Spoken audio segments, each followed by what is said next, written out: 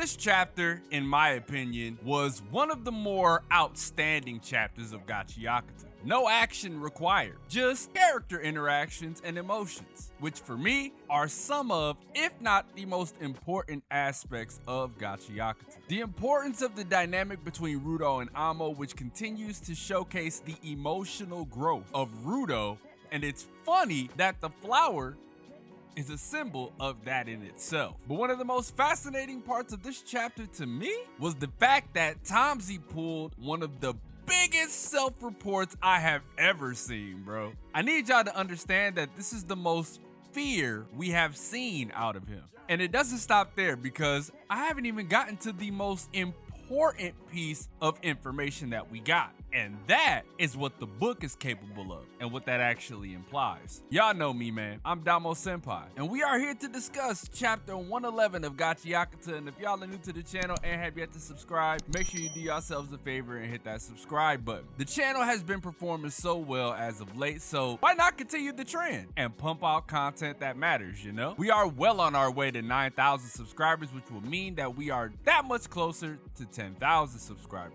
That is one of my biggest goals, and hopefully by the time Jump Festa gets here, we'll be able to knock that off the checklist. If y'all know anybody who are Gachiakuta fans and have yet to find my channel, make sure y'all send them this way, because y'all know we keeps it real over here in regards to one of the greatest pieces of fiction you've ever seen. Now that we got all of that good shit out of the way, y'all know we gotta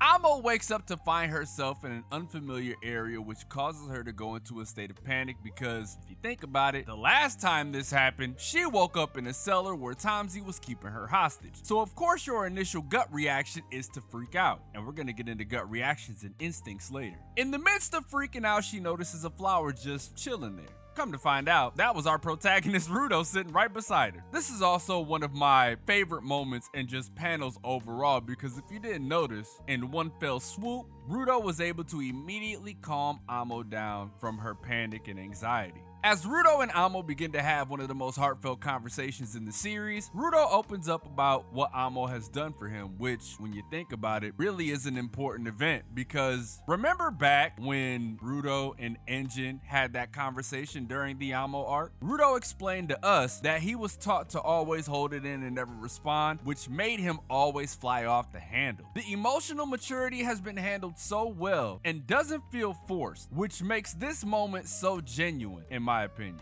because it worked out for not only one character, it also worked out for Amo, because she too opened up and explained that she never wants to experience that again. The fear of disappearing and nobody will ever know. You felt a sense of relief. You felt all of the emotional anxiety leave the room for a split second, until TAMZY whole ass decided to appear and ruin the moment. Which segues into one of my talking points I previously mentioned, and that is the self-reporting TAMZY did in this chapter. This is one of the most impeccable moments of 4D chess to me, because when you think about it, we have all the information. I want you to go back to when we ran into TAMZY as we were headed out to go meet up with Kuro. Notice how for a split second, Rudo didn't even recognize who TAMZY was. That was followed by Rudo telling TAMZY that we were going to get a hint about where to find the Watchman series and Amo. Not to mention, as I explained in the chapter 109 video, we never told him about the chokers. We never told him we were going to rescue Amo afterwards. And we also never told him Ryo was injured, because if you recall, he said, I can assume people got hurt. He follows that up when they meet up with Rudo and says, I'm here to fill in for Ryo. These are things we never told him about. So that was suspicious in general. Engine also mentioned that there was no way she came without her shoes, and TAMZY had them when we knew Rudo had them before. Another little sus point for our old pal TAMZY. Also, y'all remember when Rudo said that if the guy was there, he was going to punch him? But Amo said it was a woman. And then all of a sudden says she can't remember, yet TAMZY said it makes sense. Now, back to the choker's remark. The easiest way to catch a liar in a lie is to lie back and say something you've never said to them, and have them agree and respond in a way that forces them to reveal their hand. Rudo says, yeah, I asked him where to find the person who made the chokers, but he didn't know. And did you see the way TAMZY reacted? He immediately began to pretend like he knew that that was what Rudo was asking for, and then proceeded to bring up not only paying the price and working hard for the intel, but Ryo getting injured for not getting the info he asked for.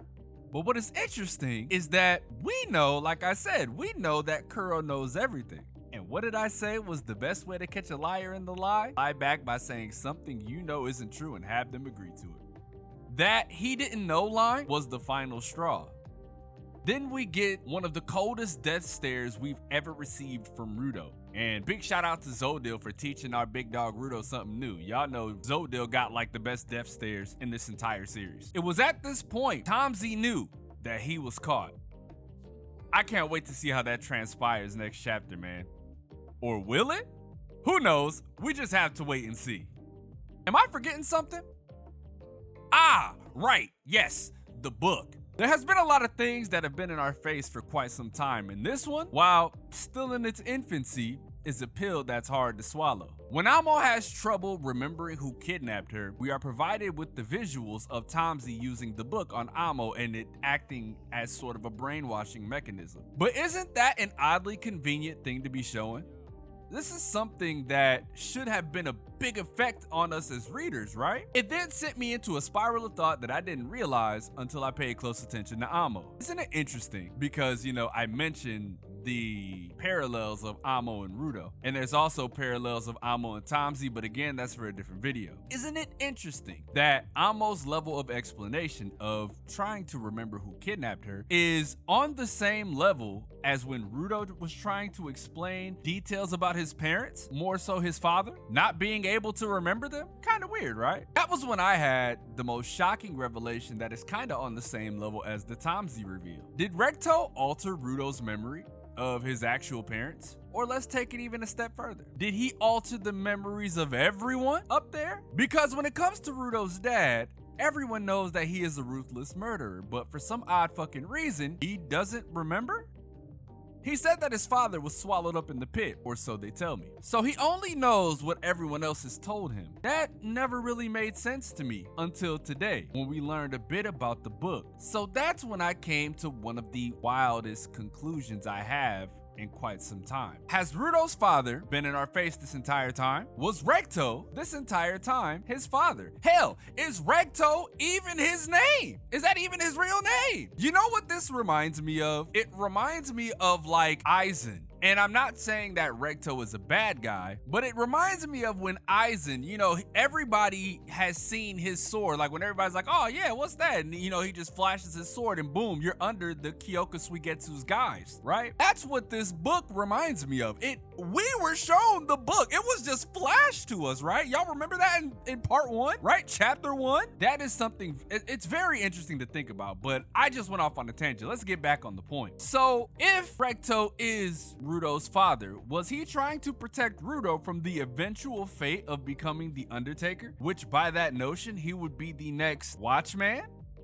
Recto was, and at least for me, is still the biggest mystery of this entire series. His murder, while the killer was revealed, the motive still remains a mystery. But the interesting thing is that we knew that the book would be a clue to help us reveal a lot of things going forward. Who knew that it would be one of the biggest parts of the plot though? Like as big as it is. And what TAMZY showed today definitely gave us a clue as to what and who Recto is really. I'm going to be doing an even deeper dive on this topic later, but for now, this is all I really have for this chapter. If there was anything that I missed that you picked up on, make sure y'all let me know in the comment section below. Leave a like if you enjoyed, subscribe if you're new. I'm getting more videos out on a day-to-day basis, so make sure that if y'all are fans of this series, stick around and support your boy. I'm like 95% sure I left out a lot of things, so please fill me in on the comments and make sure they are relevant. I'm also going to be going over people's theories and talking about them in a video, so stay tuned for that. And I also got other videos centered around TAMZY and Amo and Rudo for their respective things coming as well. So I'm gonna get out of here